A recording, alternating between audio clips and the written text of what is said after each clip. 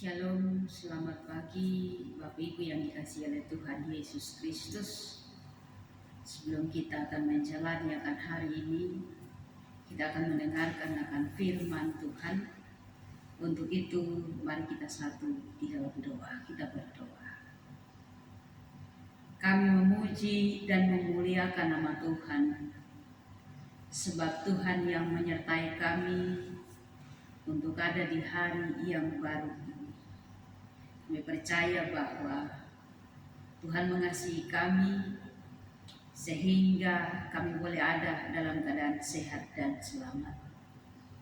Ya Allah, Tuhan kami Yesus Kristus, sebelum kami hendak menjalani akan hari ini, kami bermohon kepada Tuhan, tuntun kami supaya firman Tuhan yang hendak kami baca akan menolong kami, mendasari kami, menuntun kami untuk menjalani akan hari ini dalam pertolongan Tuhan.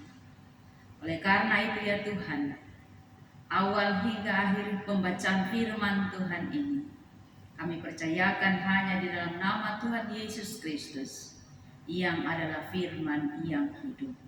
Amin. Bagian firman Tuhan yang hendak kita baca dan renungkan di pagi hari ini, saya mengambilnya dari Lukas pasal 1 ayatnya yang ke-13 hingga ayatnya yang ke-17. Demikian bunyi firman Tuhan bagi kita, pemberitahuan tentang kelahiran Yohanes Pembaptis. Tetapi malaikat itu berkata kepadanya, "Jangan takut hai Sakaria, sebab doamu telah dikabulkan dan Elisabet istrimu akan melahirkan seorang anak laki-laki bagimu, dan haruslah engkau menamai dia Yohanes. Engkau akan bersukacita dan bergembira, bahkan banyak orang akan bersukacita atas kelahirannya itu, sebab ia akan besar di hadapan Tuhan dan ia tidak akan minum anggur atau minuman keras, dan ia akan penuh dengan Roh Kudus mulai dari rahim ibunya.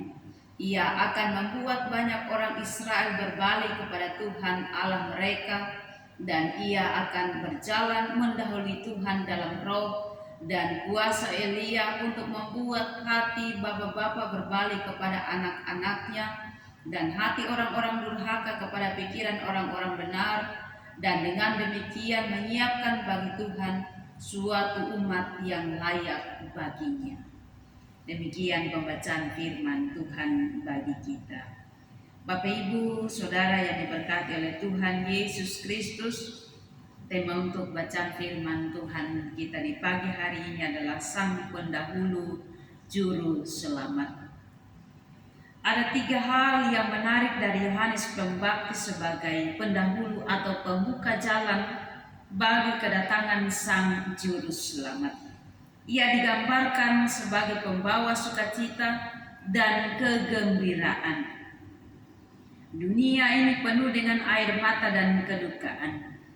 Secara konkret, bangsa Israel pada waktu itu dijajah silih berganti oleh kekaisaran Babel, Media, Persia, Yunani, dan Romawi. Sebagai bangsa terjajah, mereka hidup dalam kemurungan. Penjajahan kuasa gelap terhadap manusia juga membawa kesusahan, membawa kesedihan, dan juga duka cita.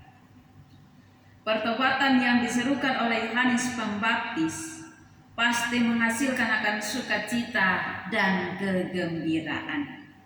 Yohanes Pembaptis memberitakan kekudusan dan kesucian yang nyata. Kekudusan yang benar itu harus nyata dan terbukti dalam kehidupan kita sehari-hari. Berkata-kata kudus, bergaya hidup suci, berkarya yang kudus, bergaul yang kudus, dan semuanya itu harus nyata, bukan hanya sebuah kata-kata. Inti berita dari Yohanes Pembaptis tentang kekudusan itu bisa dilihat, bisa didengar, dan dapat dirasakan bukan sesuatu yang tidak jelas dalam kehidupan kita. Bapak Ibu Saudara, kedatangan Kristus harus membawa perubahan yang berbeda dari yang dahulu. Seringkali kita mendengar pertanyaan perubahan yang bagaimana. Itulah perubahan yang membuat hidup kita menjadi sama seperti Kristus. Suatu perubahan yang membuahkan kehidupan sehingga menjadi sesuai apa yang tertulis di dalam firman Tuhan.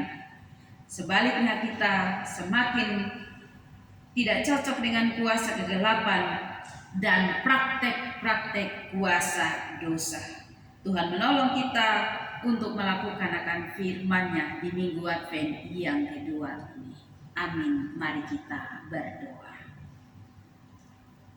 Bapa di surga, Bapa di dalam nama Tuhan Yesus Kristus, kami bersyukur bahwa kami sudah mendengarkan firman-Mu. Mampukanlah kami untuk menjalanikan hari ini menurut kehendak Tuhan, menurut kuasa Tuhan, menurut firman Tuhan yang telah kami dengar.